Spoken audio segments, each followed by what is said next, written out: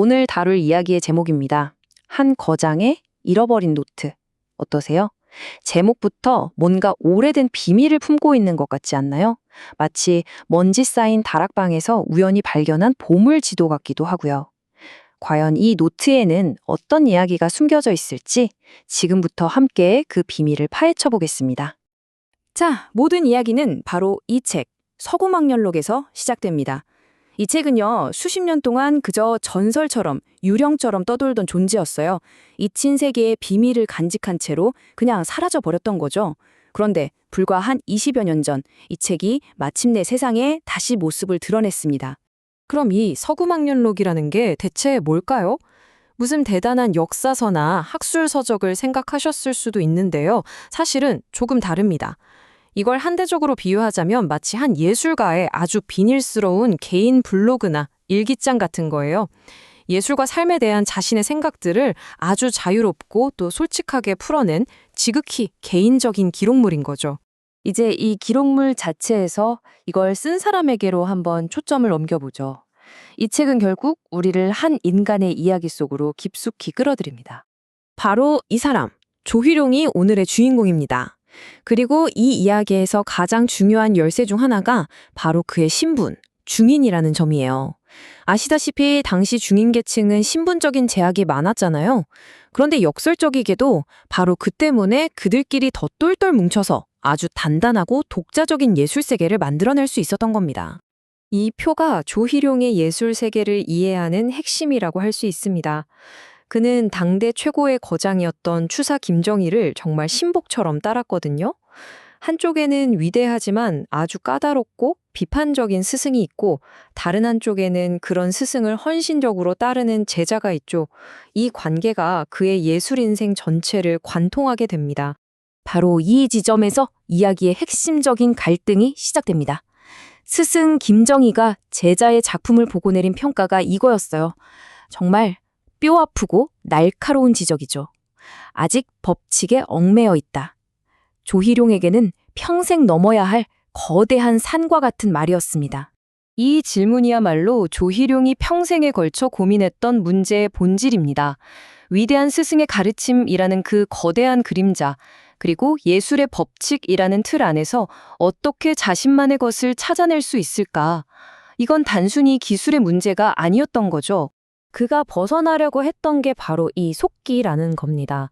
한자 그대로 풀면 세속적인 기운인데요. 쉽게 말해서 너무 기교를 부리거나 정해진 틀에 얽매여서 자연스러움을 잃어버린 상태, 좀 뻔하고 진부한 느낌을 주는 걸 말해요. 조희룡은 이걸 예술가가 빠질 수 있는 가장 큰 함정이라고 생각했습니다. 그리고 그 속기의 정반대편에 있는 개념이 바로 선탈입니다. 이게 바로 조희룡이 도달하고자 했던 궁극적인 예술의 이상향이었죠. 모든 세속적인 얽매임에서 벗어나서 정말 자유롭고 초월적인 경지에 이르는 것. 말 그대로 힘들이지 않고 자연스럽게 흘러나오는 그런 예술 말입니다. 바로 이 지점에서 그의 철학적인 고민이 다시 서구막년록이라는 책과 딱 만나게 됩니다. 이 노트는요, 그냥 생각을 끄적여 놓은 기록이 아니었던 거예요. 어떻게 하면 저 속된 속기에서 벗어나서 선탈의 경지에 이를 수 있을까? 그 방법을 찾기 위한 그의 치열한 실험실이자 사유의 현장이었던 셈이죠. 조희룡의 삶을 간단히 압축해 본 건데요. 여기서 특히 주목할 부분은 바로 유배 시기입니다. 스승과 엮여서 외딴 섬으로 유배를 가게 된 건 정말 큰 고난이었겠지만 역설적으로 이게 기회가 됩니다. 세상과 완전히 단절된 그곳에서 그는 오히려 자기 내면으로 더 깊이 파고들면서 예술의 본질을 탐구할 수 있었거든요. 그리고 바로 이때의 생각들이 서구막년록의 핵심적인 바탕이 됩니다. 자, 그런데 말이죠. 이 이야기는 여기서 한번 방향을 틉니다. 학자들이 이 책을 더 깊이 파고들면서 이게 그냥 조희룡이라는 한 사람의 예술일기가 아니네? 하는 걸 깨닫게 된 겁니다. 그 이상의 훨씬 더 넓은 역사적인 중요성을 가지고 있었던 거죠. 서구막년록이 왜 그렇게 귀중한 역사 자료로 평가받는지 그 이유들이 바로 여기에 있습니다.